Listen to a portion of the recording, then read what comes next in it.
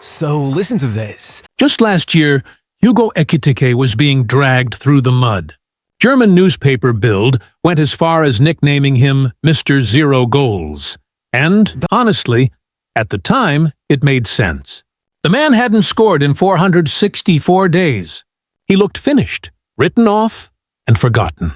Yet, fast forward to today, and Ekitike has just signed for Liverpool for a staggering €95 million. No player in history had ever been sold for that much without a single national team call-up.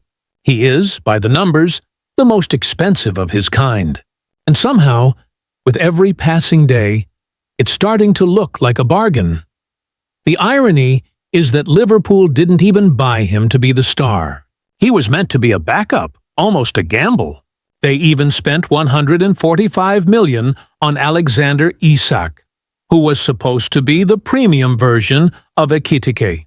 But now, it's Ekitike who's making Isak's signing look unnecessary. And, truth be told, those 464 goalless days were the real exception in his career, not the rule. Because this isn't just a story of a player finally having a good season. This is the tale of a prodigy, beaten down and sabotaged, who rose from the ashes stronger than ever. Long before the dark years in Paris and Frankfurt, Hugo Ekitike was already a name that sparked excitement. His first coach still recalls how he scored so many goals that Reims themselves got fed up with him embarrassing their teams and just took him with them. He was barely 16 when he was already one of their top academy prospects. But that's when the first big challenge appeared. His reserve coach remembered him as a beanpole, tall but skinny, fragile-looking, the kind of player you feared would break a leg in a tough tackle. Instead of discouraging him, those doubts fueled Ekitike.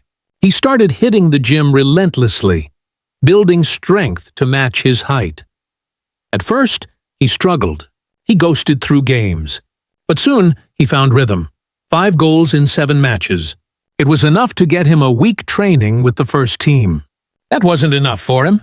When the squad for the weekend match was announced and he wasn't included, the teenager had the audacity to confront manager David Guyon. He couldn't understand why he wasn't in the squad, Guyon recalled. That was Hugo, impatient with everything. Instead of being offended, Guyon admired the self-belief. He saw it as unrelenting conviction, and from then on, Ekitike remained with the first team. Then came 2020. Football shut down. Ekitike's momentum stalled. By the time it resumed, he was restless, still insecure about his physique, still frustrated with limited minutes. He asked to be loaned out, and he didn't pick an easy option. He chose Denmark, one of the most physical leagues in Europe. It was a bold move for an 18-year-old, but it worked. Despite a rocky start and even being denied entry to the country because of lockdown, he forced his way into the team at Vejle BK. In just over 500 minutes, he scored 3 and assisted 2 during their relegation playoff run. It was his first taste of being a real professional. His market value skyrocketed, and he returned to Reims determined to fight for a starting spot. What followed was his true breakout. With injuries sidelining his competition, he seized the opportunity. An assist on his first start, a goal on his second, and then a stunning brace off the bench against Nantes. He became unstoppable.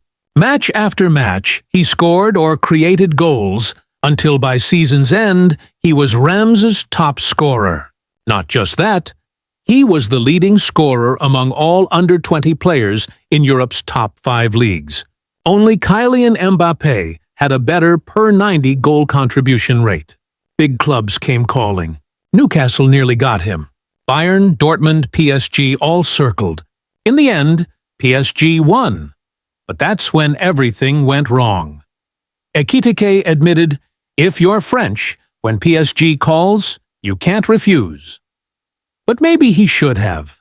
Sharing a front line with Messi, Neymar, and Mbappé meant there was no room to shine. He played scraps of minutes, occasionally showing flashes with goals and assists, But he was always pushed back to the bench once the superstars returned. Fans grew restless. By the next season, with Messi and Neymar leaving and PSG forced to make his loan permanent, the supporters turned on him. He was mocked, abused online, even labeled part of the club's undesirables. Left out of the Champions League squad entirely, he didn't play a single game for months. By the time Eintracht Frankfurt took him on loan, his fitness was so bad, his new teammates said he could barely last 10 minutes. It seemed like the end. And after 12 goalless games, the German press buried him with that infamous nickname, Mr. Zero Goals.